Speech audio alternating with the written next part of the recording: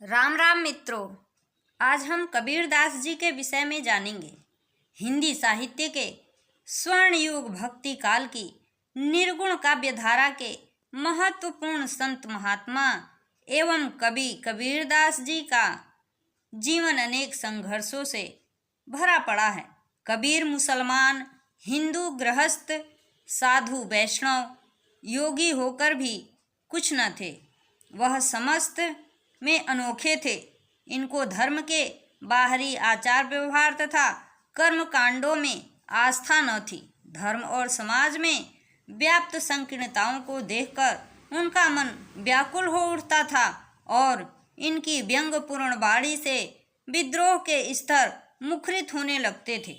वस्तुतः इनका ऐसा तूफानी व्यक्तित्व था जिसने रूढ़ी और परंपरा की जर्जर दीवारों को धराशायी कर दिया और फिर एकता की मजबूत नींव पर मानवता का विशाल दुर्ग खड़ा किया।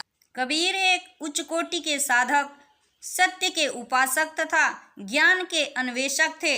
इनका समस्त साहित्य एक जीवन युक्त संत के गूढ़ एवं गंभीर अनुभवों का भंडार है। यूँ साधारण रूप से कबीर ने केवल कबीर शब्द का ही अपनी रचनाओं में प्रयोग किया है, परंतु यहाँ वहाँ दास का भी प्रयोग मिलता है। दास जुलाहा नाम कबीरा, बनी बनी फिरो उदासी बानी।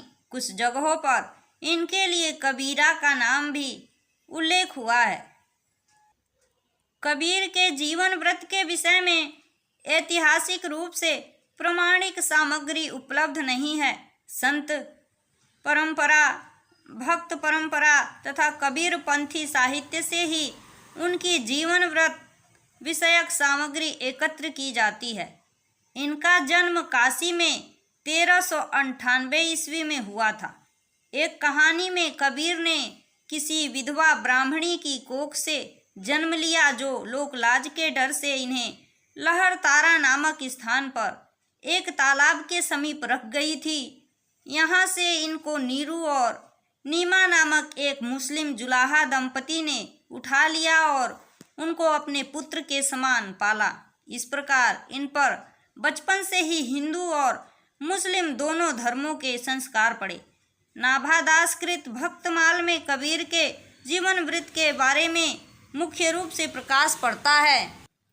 प्रियादास द्वारा रचित टीका से कबीर के विषय में सिकंदर लोदी का समकालीन होना, सिकंदर लोदी द्वारा उन पर अत्याचार, रामानंद का शिष्यत्व, जुलाहे का व्यवसाय एवं मगहर में फूलों में लेटकर हरि में लीन होने का स्पष्ट उल्लेख मिलता है। जुलाहा परिवार में जन्म लेने के कारण कबीर ने अपने व्यवसाय को अपनाया, अर्थात वह जुलाहे का काम करने लगे। पूरब जन्म हम तुम्हारे सेवक, अब तो मिटया न जाई, तेरे द्वारे धुनी सहज की माथे मेरे दगाई। कबीर चरित्र बोध में इनके जन्म समय का वर्णन आया है। 1455 साल गए, चंद्रवार एक ठाठ गए, जेठ सुदी बरसायत को पूर्णमासी प्रकट भये। भक्तमाल में टीकाकार प्रियादास कबीर को रामानंद का शिष्य और सिकंदर लोदी का समकालीन मानते हैं। आईने अकबरी में भी कबीर का उल्लेख मिलता है। कबीर के जन्म स्थान के विषय में 3 स्थानों का उल्लेख हुआ है। मगहर, काशी एवं आजमगढ़ जिले का बेलहरा गांव। काशी में हम प्रकट भये, रामानंद चेताय, पहले दर्शन मगहर पायो, पुनि काशी बसे आए। परंपरा के अनुसार कबीर के परिवार में नीरू पिता, नीमा माता और लोई पत्नी तथा कमाल और कमाली संतान थे। इनकी पारिवारिक दशा अच्छी न थी। जुलाहागिरी से जो आय होती थी उसका बड़ा भाग साधु संतों की सेवा में खर्च हो जाता था। कबीर कसौटी में माए तुर्कनी, बाप जुलाहा, बेटा भक्त भये इनके पारिवारिक स्थिति को प्रकट करता है। इन्होंने अपने जीवन में 2 विवाह किए थे। पहली पत्नी कुलक्षणा थी, जो उन्हें छोड़कर दूसरे के साथ चली गई थी। कबीर ने अपना गृहस्थ जीवन एक निष्काम योगी के समान व्यतीत किया। इनके स्वभाव में मनमौजी, अक्कड़ और निडरता कूट कूट कर भरी थी।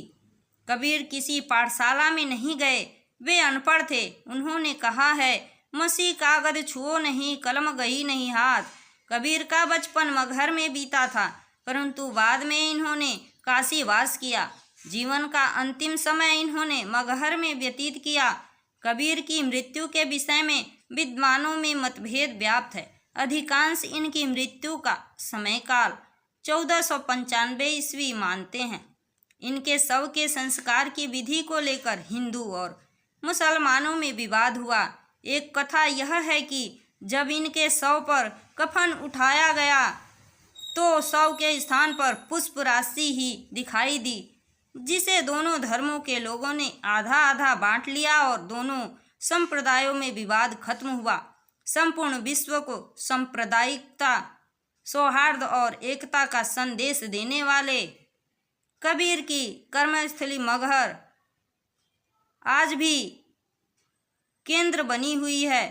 पूर्वी उत्तर प्रदेश के गोरखपुर और संत कबीर नगर की सीमा पर बसे इस कस्बे में स्थित कबीर की परिनिर्वाण स्थली पूरी दुनिया में आस्था का प्रमुख केंद्र है। कबीर को शिक्षा प्राप्त का अवसर नहीं मिला था। इनकी काव्य प्रतिभा इनके गुरु रामानंद जी की कृपा से जागृत हुई, इसीलिए उन्होंने अपनी रचनाओं को स्वयं लिपिबद्ध नहीं किया। वह संत कवियों में सर्वाधिक प्रतिभाशाली थे। वे एक जन्मजात कवि, उपदेशक व संत थे। अपने मन के विचारों को उन्होंने अपने दोहों में व्यक्त किया। ये भगवान की प्रबल अनुभूति से युक्त उत्कृष्ट रहस्यवादी, समाज सुधारक, पाखंड के आलोचक तथा मानवता की भावना से ओतप्रोत कवि थे। इन्होंने साधुओं की संगति और देशाटन पर ज्ञान अर्जन किया था। इस ज्ञान को कबीर ने अपनी अनुभव के आधार पर साधारण जनता के समक्ष उपदेशात्मक रूप में प्रस्तुत किया। इनकी रचनाओं की संख्या 75 तक बतलाई गई है। इनकी वाणी का संग्रह बीजक नाम से प्रसिद्ध है। इसके 3 भाग हैं। साखी, कबीर की शिक्षाओं और सिद्धांतों को प्रस्तुतिकरण साखी में हुआ है। इसमें दोहा छंद का प्रयोग किया गया है।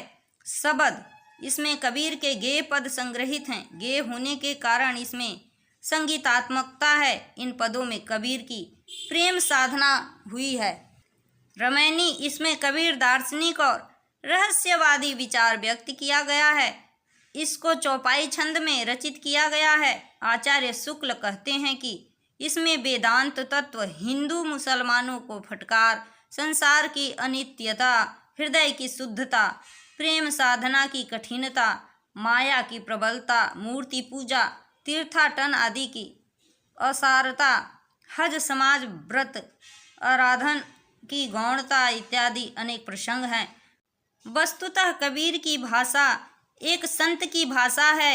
इन्होंने संतों की संगति में सब कुछ सीखा था। इस कारण इनकी भाषा साहित्यिक नहीं हो सकी। इनकी भाषा में अरबी, फारसी, भोजपुरी, पंजाबी, बुंदेलखंडी, ब्रज, खड़ी बोली आदि विभिन्न भाषाओं के शब्द मिलते हैं। इस कारण इनकी भाषा को पंचमेल खिचड़ी या सधुक्कड़ी भाषा कहा जाता है। फिर भी भाषा पर उनका पूर्ण अधिकार था। इन्होंने सहज, सरल व सरल शैली में उपदेश दिए। इसमें सजीवता, स्वाभाविकता, स्पष्टता एवं प्रवाहमयता के दर्शन होते हैं। इन्होंने दोहे, चौपाई एवं पदों की शैली को अपनाकर उनका सफलतापूर्वक प्रयोग किया। ये फक्कड़ प्रकृति के संत थे।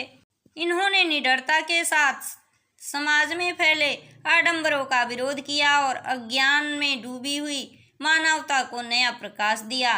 ऐसे तो कबीर निर्गुणवादी बताए जाते हैं, किंतु उन्होंने केशव, कृष्ण, गोविंद, माधव, दामोदर, हरि, विष्णु आदि शब्दों का प्रयोग कर भक्ति के सगुण स्वरूप का भी संकेत किया है।